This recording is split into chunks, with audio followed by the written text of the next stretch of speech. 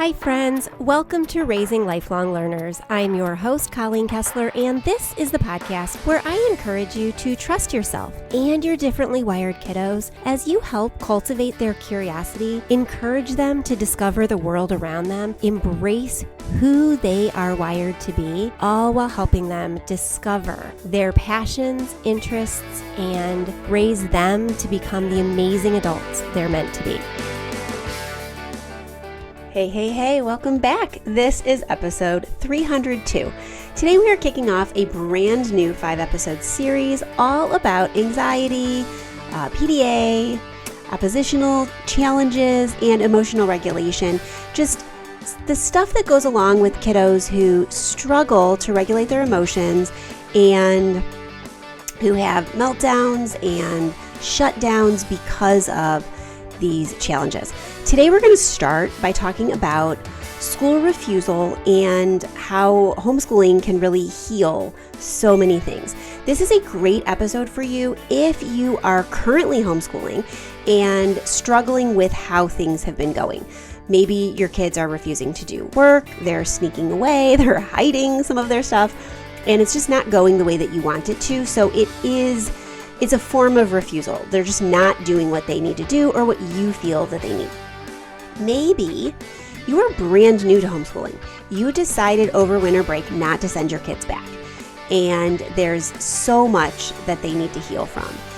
This is for you as well. Or maybe you're thinking about it. Maybe, like so many people I've heard about and read in Facebook groups, you are at a point where you just know that it's not working out for whatever reason, and you're getting yourself geared up and ready to pull your kids out either at the end of the school year or sometime during this semester. I was exactly where you were at one point. My oldest is the only one that went to a traditional school, and we ended up pulling him out in February of first grade. I kind of knew I was going to be doing that when he went back after winter break. I just wasn't ready. I didn't know any homeschoolers at the time. I didn't know what I didn't know, and I wanted to take that first month and a half to get myself ready to be able to do that and do it well and successfully. Maybe you're in the middle of that right now, trying to figure that all out. Maybe you are already in the throes because you had no choice but to pull them out, and you just don't know what to do. This episode is going to help you get squared away, get some deschooling and decompression time in, and come up with a plan for easing back into your homeschooling. Before we begin, as always, thank you to CTC Math for all of the support they give us. Great sponsor, great people, phenomenal math program. Check them out at ctcmath.com, and I'll be back later in this episode to talk more about them. All right, pop your earbuds in and let's get ready for today's episode. Hey there. Okay, so the holidays are over and your kiddo still can't make it out the door. This episode is going to be for some of us who are already homeschooling, whose kids maybe aren't ready to jump back into the swing of things, but it's also for families who are thinking about homeschooling because now that things are back in swing, school really isn't working out for them. And school refusal is coming in full force, and they just don't know what to do. So whether you're homeschooling already and you're off to a little bit of uncertainty and struggle getting going again, or your kiddos go to school and you've been thinking about homeschooling and you really think now's the time, this episode is going to be for you. I've seen a lot of posts in Facebook groups about pulling kids right now after the holidays, about thinking about homeschooling and should I wait to the fall? Should I do it now? And it always seems to come up again about this time of year. And so I really want to take the time to address this topic. We just finished wrapping up several different 5-episode series, and this is the new one. The next 5 episodes, we're going to talk a lot about anxiety, about PDA, about emotional regulation, about struggles when kids just have trouble doing the next thing or overcoming their anxiety or their outbursts to just get things done. We're going to start today with school refusal and how homeschooling really can be a healing process for all of you. If you're working with kiddos who are struggling and you're fighting to get going, or you're pulling your kids out because of refusal or challenges that kids have had, you're going to need to start reframing what you're planning to do and really focus on healing. We're going to press the pause on academics for a little bit. We're going to rebuild trust, safety, and connection so your kids can learn and grow again. It's really possible to dive deeply into the healing and still sneak in some academics while really focusing on connection. You're going to leave this episode with the knowledge and the understanding of how to reduce demand and know that it's going to be okay while protecting your authority and your kiddo's nervous system and moving them towards growth and development so that they can learn once again and enjoy learning. At the end of the episode, if you're feeling that you need more support, I would encourage you to join us in the Learners Lab. It's a paid community for families who are homeschooling neurodiverse kiddos, gifted, twice exceptional, kids with anxiety, any kinds of sensory struggles or ADHD or other things that might be getting in the way of their learning and their safety. You can join month to month and cancel at any time. You can join for a full year. I'll tell you more about that as we go, but know that there is a place that can support you and hold your hand as you get going in this homeschooling journey. I also offer one-on-one coaching and consulting. I will link to my coaching page in the show notes. I only take on a small number of coaching clients a month because I really want to be able to spend the time with them, and my time's limited. So you can sign up for a coaching call that is between an hour and a half, depending on what you sign up for. But I put a lot of work into preparing and then following up with you. So those resources will be available in the show notes for this episode.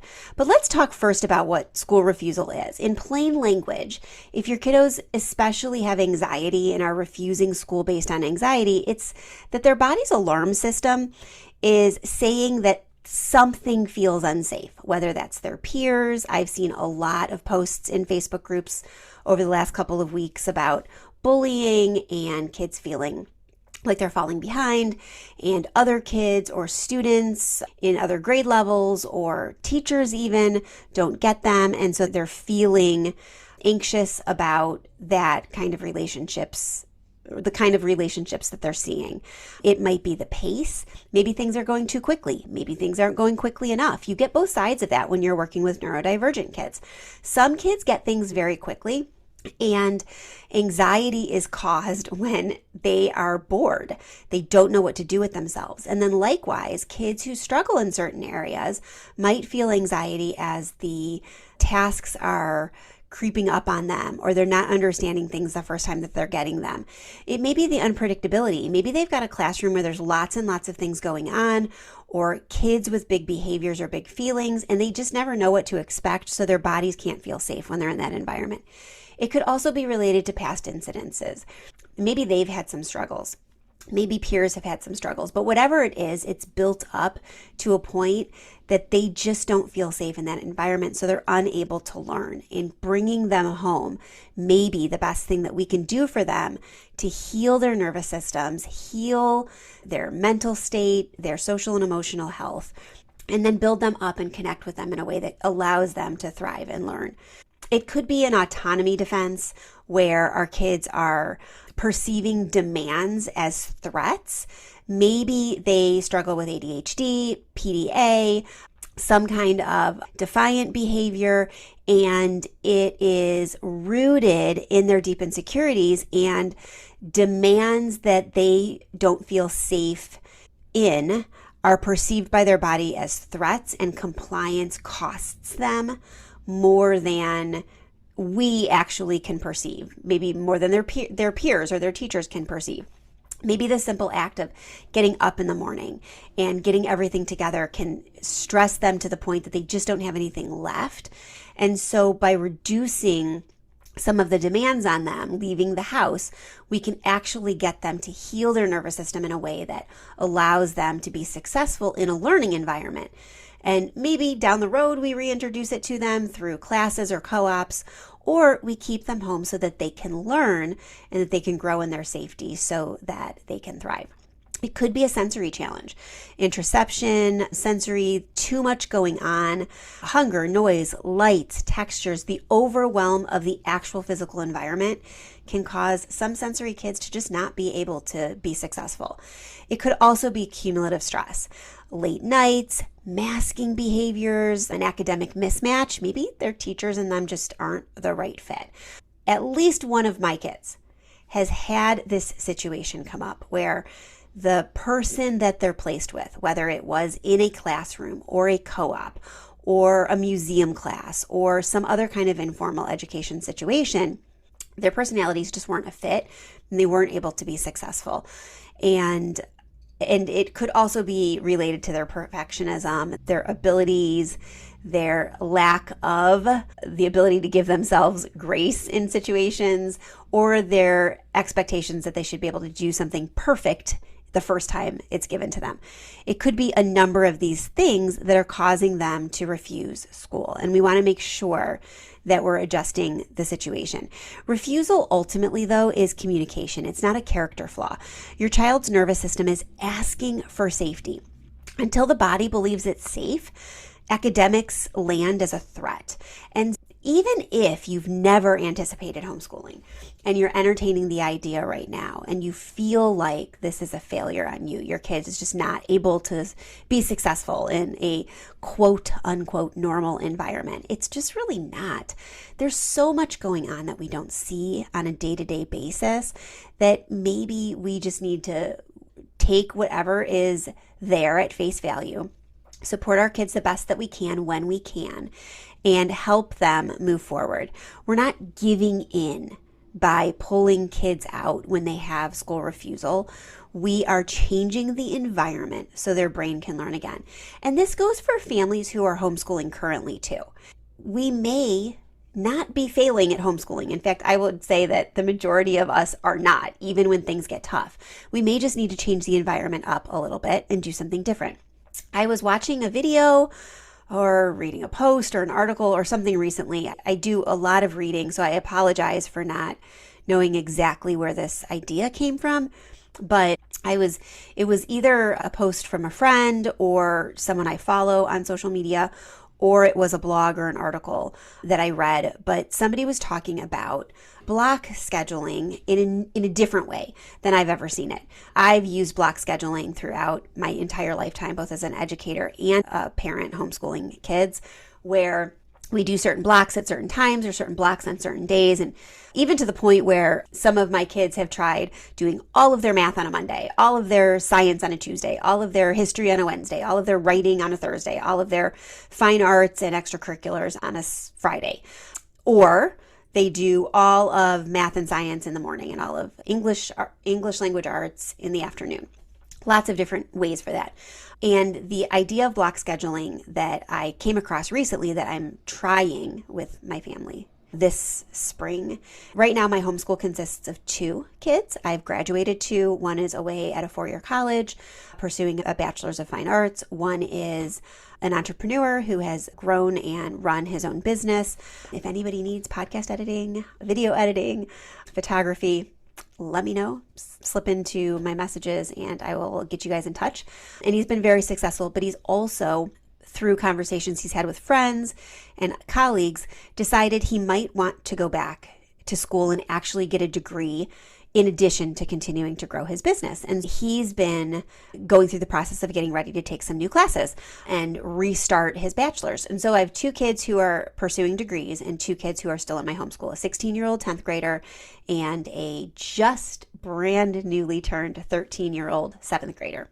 And so we're going to try something a little bit different this spring in the form of block scheduling. My 13-year-old, again, newly minted, he just turned 13 a week ago as of this recording. He's been struggling to get things done, to follow through, and there's been a lot of refusal. And I need to work. I need to be able to record podcasts. I need to be able to work on my online community and my mail club for kids and books I'm writing, but they need support as well.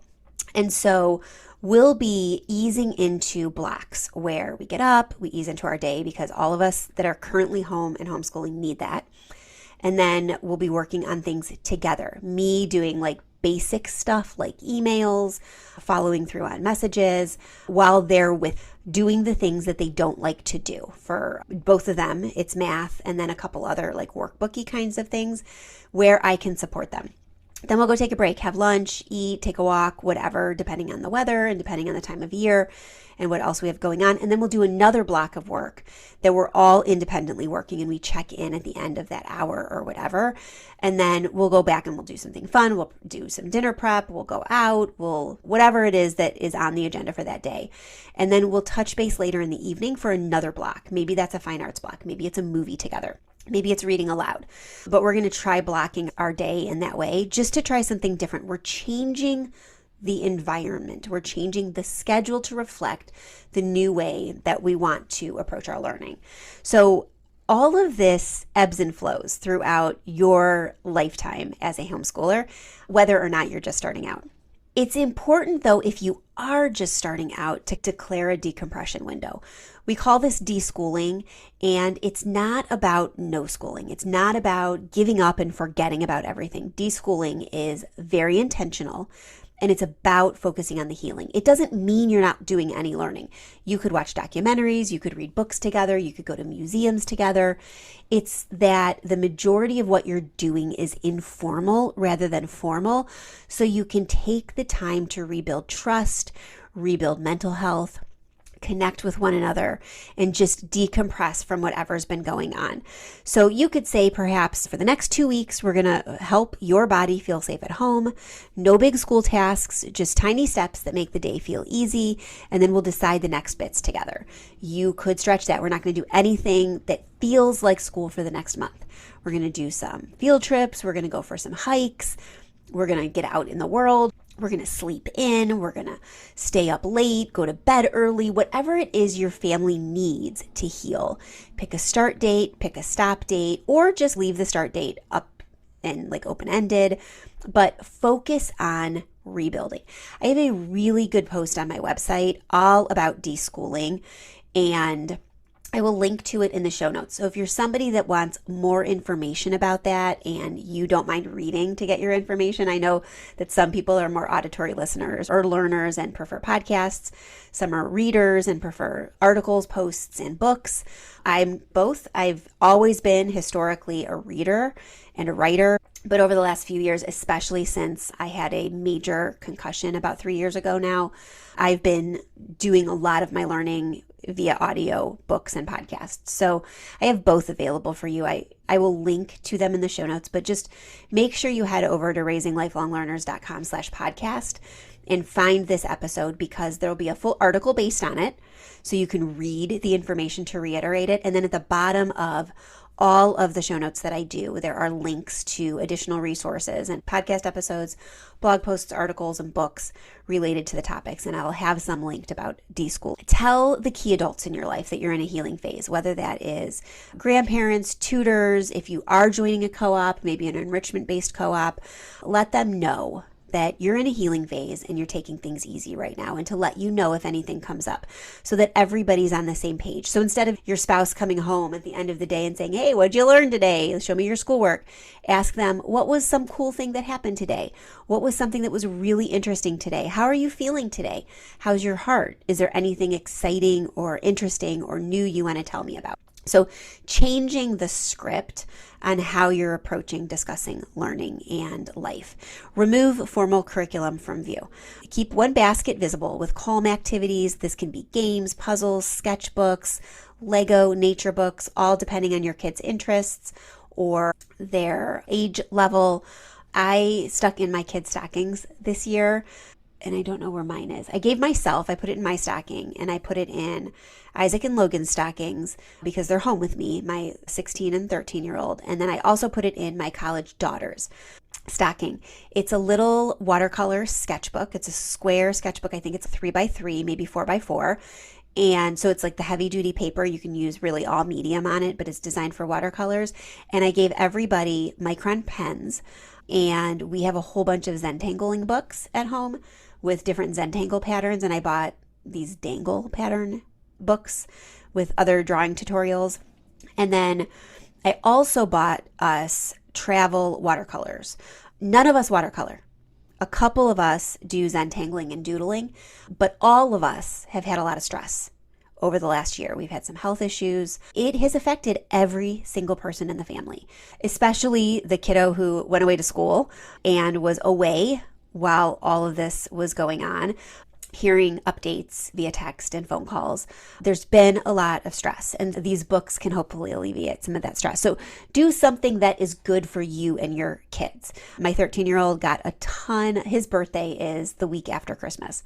So he gets both the short end of the stick and a bonus. The short end of the stick because he's got to wait all year to get all of his presents at once. But then the bonus because he gets a lot of presents over a week and a half period. He got so many Lego sets this year. So you could pull some of those out, that kind of thing. And then decide on your non-negotiables. During this time of healing, this doesn't necessarily mean academics. This could mean kindness, safety, sleep, screens with boundaries or no screens. Let's detox for a while. Specific meals you're eating if you're working on healing your gut and your health. But make sure that the non-negotiables are set in stone. You're going to get a minimum of 8 hours of sleep. You're going to be kind, even when you're frustrated, even when you're on the brink of a meltdown. You're going to be kind to the people around you because this is a time of healing for everybody. And we want to make sure that we're healing in a way that's safe for everyone. And then measure your success differently based on how you need to in this time. Maybe you're noting that there's fewer meltdowns. There's fewer sensory overload episodes. There's fewer anxiety attacks. There's more smiling. There's faster recovery from disappointment.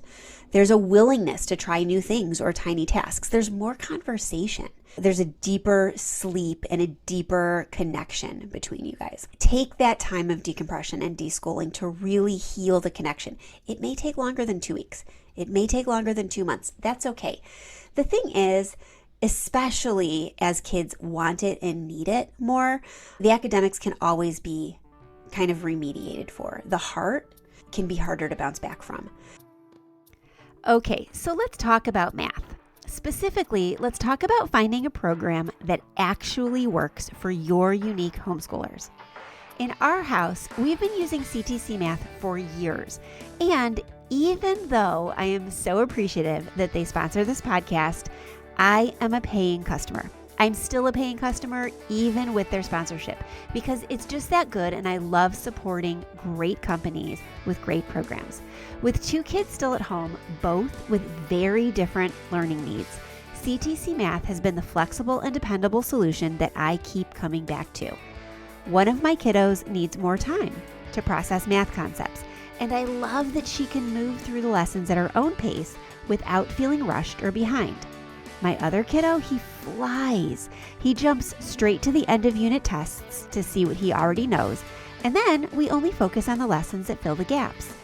That kind of customization is gold when you're homeschooling gifted or twice exceptional kids. CTC Math gives you the access to every grade level, from kindergarten through 12th grade with your subscription, so that your child can accelerate, review, or jump around based on their own needs, not based on some rigid curriculum structure. And because it's video-based with clear instruction and auto-graded lessons and quizzes, it frees me up to support my kids without being chained to a textbook, teacher's manual, or whiteboard. So whether your child needs more time or is racing ahead, you can tailor it all with CTC Math. Check it out at ctcmath.com. You will see why so many homeschool families trust it. And if you've got quirky math learners like I do, I think you're going to love it. If you have any questions about CTC, like I said, we've been using it for years in our homeschool, and I encourage you to reach out and ask me any questions that you have. If you do pop over there, let them know that I sent you, and let them know that you appreciate their ongoing support of homeschoolers everywhere, especially those of you here at Raising Lifelong Learners. All right, let's get back to today's episode. So it's always important to preserve the relationship and the connection above academics. It doesn't mean throwing out the academics, but sometimes you do need to put them on the shelf and you need to say, we'll come back to this when you're able to. You're not going to learn anything right now anyway. You'll learn when you're ready to. For some kids, learning when they're ready to means 6 months from then. It means 2 weeks from then. It means 2 years from then. It means 2 years after they graduate for them. That's okay. Even though school counselors and society will tell you that the direct path is finish high school, go to college, get a degree in 4 years, and start your career. It's not always true. In fact, my daughter has said that she has been very surprised at how many older freshmen she has met since she went to school away from home. She has a 21-year-old freshman in her cohort of BFA musical theater students. He took a year off because he wasn't ready to go. He took another year to do some training because he wasn't sure if he really wanted to go into musical theater. And then he took a year to prep for the audition process. And he went in stronger than ever. And he's mature and he's able to handle everything. And he wants to be there because a lot of it is being paid for by himself because he's older. There's also 21, 22, 23-year-old freshmen in all the different majors that she's come across and met through different things. So know that everyone's timeline is their own, and that's okay. So maybe this time of healing is needed so that when they're ready to start back, they're ready to start back. I want you to focus too on building the trust first kind of daily rhythm in your homeschool. You want a couple anchors, and really this can be like 15, 20 minutes every day. You want to warm up and regulate. I talk a little bit more about this in the sensory series that I put out a few weeks ago. So you can go back and you can look at that. I'll link back to the pertinent episodes in the show notes. But you want to start your day and your kid's day with some kind of movement, some kind of sensory input, and then a snack. Maybe if your kids need the input, it's wall pushes or chair pushbacks, water through a straw, a crunchy snack. The episodes on sensory input and sensory planning and the sensory meal planning and sensory diet planning are full of examples about this and resources for this. And then you want to connect before you do anything else. After you do your warm up and your sensory regulation time, you want to connect. Do a cozy read aloud, do a shared doodle experience, do a rosebud thorn chat. This is something that we've done in the Learners Lab where you share a rose from your day or the day before, something positive that happened, a thorn, something that didn't go the way that you wanted to.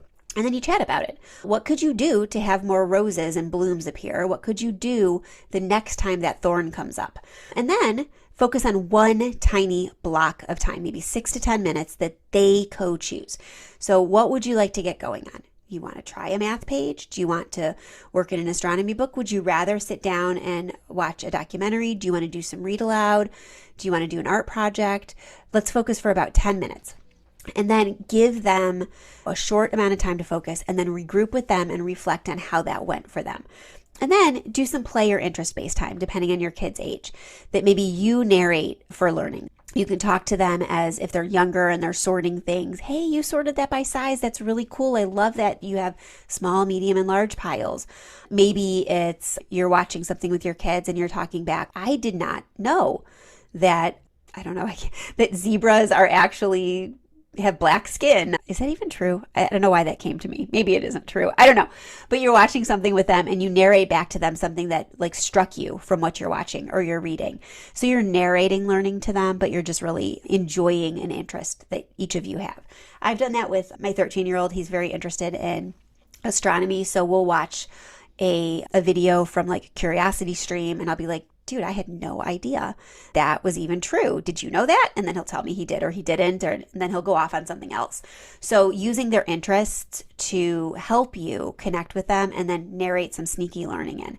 Some of the things that you could say to your kids or other people if they're questioning you include, we're building a day that feels safe. You get choices inside the plan and so do I, so we can ensure safety. Or if someone's questioning you, like, why isn't your homeschool day looking more like homeschool? We're building a day that feels safe. Right now, we're focusing on small connections and small blocks of time over the day. We'll move up to what looks more like learning later as our connection and our mental and social health heals. And then you could say to your kiddo, we'll try 6-minute blocks of time and then we'll stop. while it's still easy. That's one of the keys. Stop when it's still easy. Stop at 6 minutes instead of 10 if 10 minutes is the time where your kids start to show resistance. Give them success to end on when at all possible. Okay, so a good plan that you could potentially use for those 2 weeks of decompression, if you're sticking to that. You could always stretch it out if you need longer. It's like days 1 through 7. Let's call those like regulation and repair days. You could start in the morning with that sensory warm-up we talked about, no more than 2 to 5 minutes of some kind of heavy work. Take a short walk. Stay off of the screens in the beginning of the day until you have your first kind of like anchored time of learning. Then do some kind of connection. Read aloud of their choice, picture books, graphic novels, a chapter in a novel, whatever it is. And then some kind of focus block. 6 minutes tops, especially if the meltdown starts to happen at 10. Options: copy one silly sentence, sketch a comic panel that describes what you learned yesterday, build a Lego pattern and describe it, trace a map, label 3 things, watch a 3-minute science clip, and then tell back 3 interesting facts. Something small, manageable, and bite-sized. And then in the afternoons, take nature time, interest time, do some baking, do some makers time where they're building or creating, play some board games, listen to audiobooks, and then in the evening, debrief. What felt easy about today? What felt hard? What could help tomorrow go more smoothly? So do that for like your first week or so, depending on how that goes. And then when you feel you're ready to move on, whether that's 7 days or 15 days, go on to the next phase of the decompression and deschooling plan and add in some gentle structure. So keep those anchors, the morning time, the connection, the focus block, the afternoon times, and the evening times. And then increase the focus blocks to 10 to 15 minutes once per day, optionally adding in a second micro block of 6 minutes, and then gradually increase those as you can. And then introduce some choice within boundaries. Instead of open-ended choice, do you want to start a social studies unit, a history unit, a social and emotional skills-based unit, a new science experiment or project, and then give them choices. Do whatever their choice is, but give them fixed choices. And then finally, add in during that second phase of your decompression time, a low stakes community moment. So maybe you go to the library for an hour, or you work in a coffee shop one afternoon, or you audit a co-op class to see if you might want to join that at some point, like peek in or sit in the back, and then have an exit plan for that. So you know that if it gets overwhelming, you can just leave. And then do that for as long as it feels comfortable, and then add in gradually those larger and larger focus blocks till you're back to what feels like a regular schedule. Okay, here's the question that I usually get when it comes to how do we do this in practice. The main struggle that parents have, I feel, and I do too, is how do I reduce the demands on my kids without losing the boundaries I need to have in place and having them walk all over me and not do anything. It's not easy. I'll be the first to admit that. Nothing I ever talk about on this podcast is easy. We are not dealing with programmed robots or AI fake people. We're dealing with our kids, and our kids have struggles. And it takes shifting some language, which I'm going to give you some examples here in a minute, and then being patient, knowing that you'll have a setback for every success or 2 setbacks for every success. So first, some language shifts that can help, especially with oppositional behavior, PDA, anxiety. Go from you have to, hey, let's try 1 minute or 2 minutes of this and check in afterwards and see how it's going. So instead of the forced language, it's a let's try this for only 2 minutes and then check in and see how we're doing. And then from, hey, finish this worksheet or this project, to circle 3 things you want my help with, and we'll do those together while you complete the rest of them on your own. So again, easing it while still holding the boundary that some of it has to be done.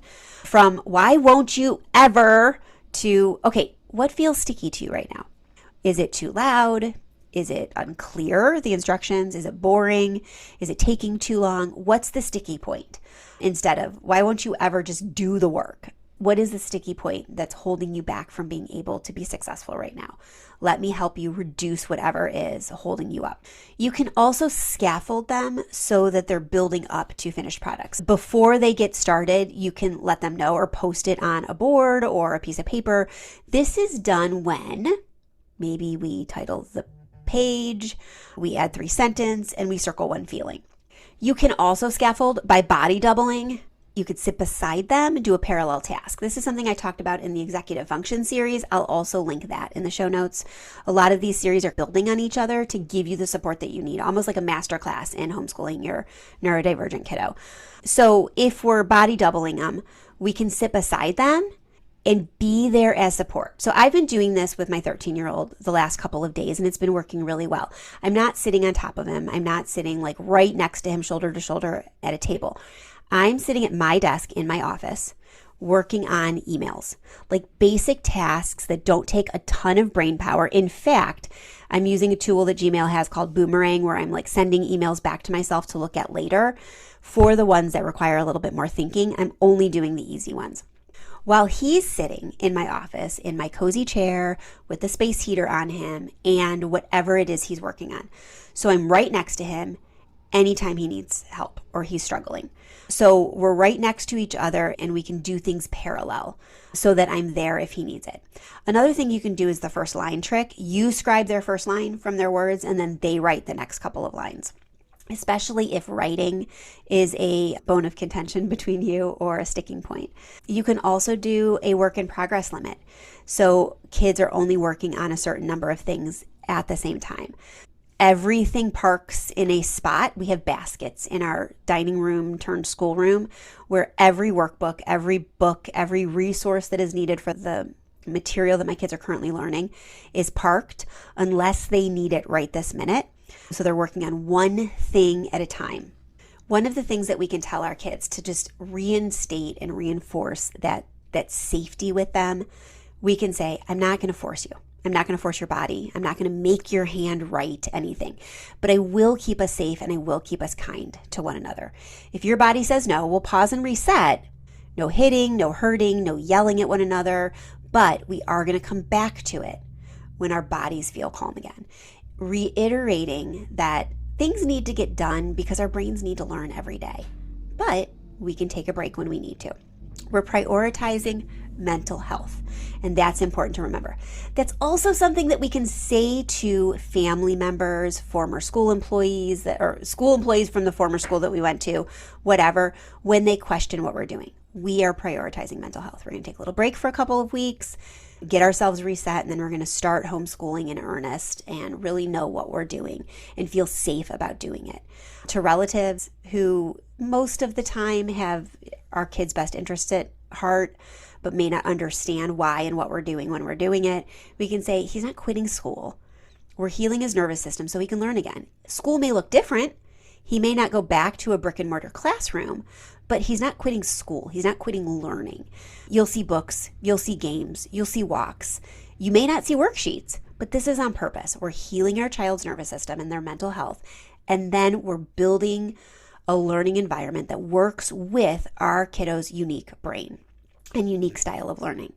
Remember, parents who are listening to this, first of all, you're the absolute best parent for your kid. You know them better than anybody. You are, because of that, the absolute best teacher for your kiddo. And there is a reason why you're choosing to homeschool.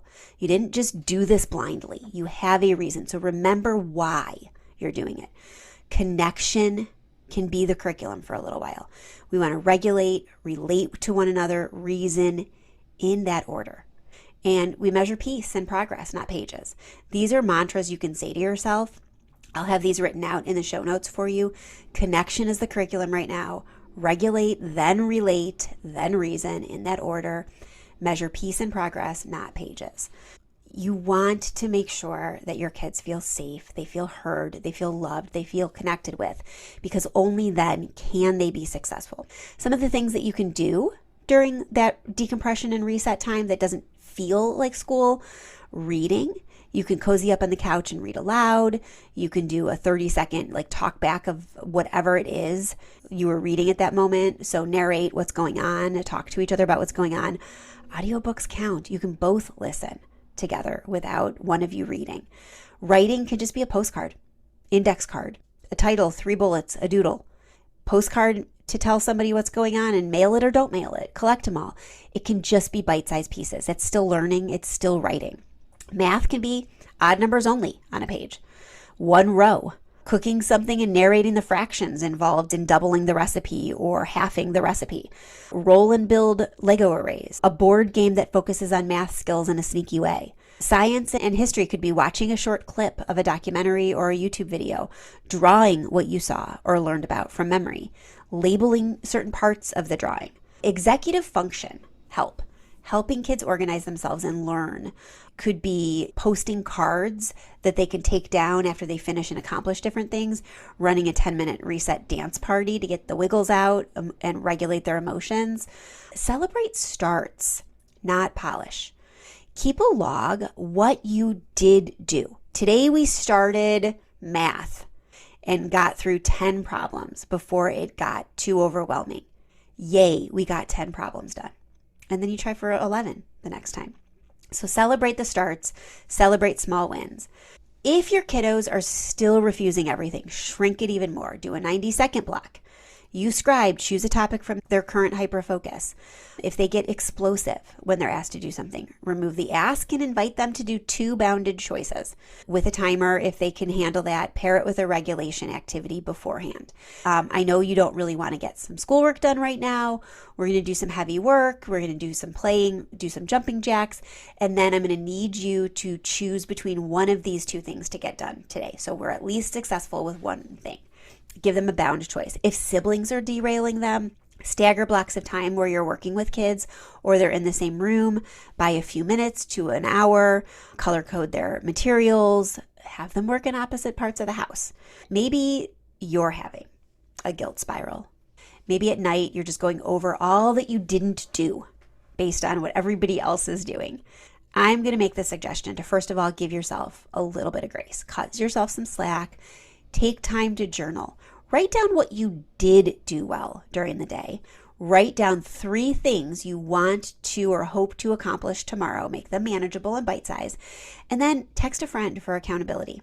If you're a member of the Learners Lab and you're struggling with this, DM me for accountability. All it takes is DMing me, these are the 3 things I want to accomplish tomorrow. I'll give you a thumbs up. Come back the next day. And let me know if you accomplished them. I'll give you another thumbs up. It neither has to be very intrusive to either one, but that's what the DMs are for. Or post it in the Learners Lab. Hey, let's start an accountability thread. I'm really struggling and I need accountability. I'm gonna start this thread every day. Take accountability, take ownership of the lab. It is yours. After all, it's your community. And then post. These are the 3 things I want to be accountable for tomorrow. Or this is the one thing I want to accomplish by the end of our homeschool day tomorrow. What is one thing you want to accomplish? And we'll all check in tomorrow. So you can do that. Here's the thing. You know your child best. I just don't want you to forget this. There is a reason that your child is struggling to do school, whether it is in a brick and mortar school or it is the way that you were running your homeschool last semester. And this is the time to decompress, de-school a little bit, and start fresh. You know your kiddo best. There is a reason you started all of this. You are the best parent for your kid. You are the best teacher for that kid because of that. If you need more support for any of the things we talked about in this episode, go over to the show notes for this post or for this episode, raisinglifelonglearners.com/podcast, links to all of the podcast episodes. And if you really need extra accountability and support for you, join the Learners Lab. We have a parent section, we have a kid section. In the kids section, it's live classes and clubs that they can take part in that are all facilitated throughout the month. In the parent section, right now, we have a coaching call, a group coaching kind of office hours with me once a month, a group coaching / office hours with Sarah Collins, the homeschool OT, once a month. And then we have the forums for accountability. Over the course of the next couple of months, we're going to be really firming up both of those different sides, adding more clubs with the kids, adding more coaching opportunities for the parents.